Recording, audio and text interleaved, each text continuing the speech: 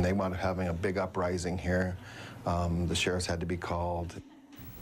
About a decade ago, local schools were struggling with gang rivalries, splitting schools, forcing confrontations. But today, there is a much different picture. For years, those local schools have been working to break down Hispanic versus white or gang versus gang. Today, halls once scattered with gang colors and even graffiti are now nearly completely clear. Newswatch 12's Justin Bork is live in Phoenix with more on a decade-long battle against gang influence and where that battle stands tonight.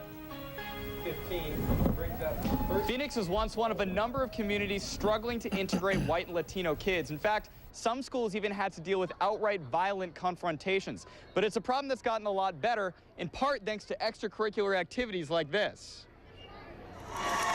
It's School Spirit Day at Eagle Point High. The diverse student body crowds the bleachers of the gymnasium, shoulder to shoulder and peaceful. A far cry from the reputation that follows the school to this day.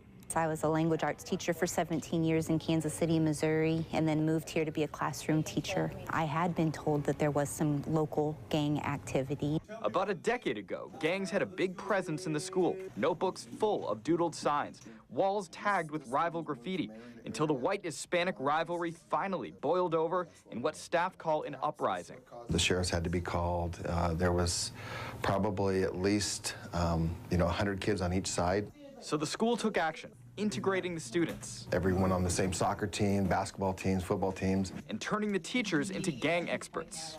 We talked to teachers about symbols, things to keep their eye out for, logos, certain colors. Today, teachers around the valley receive training on the latest gangs and gang signs, straight from law enforcement every time a new sign or signal comes up.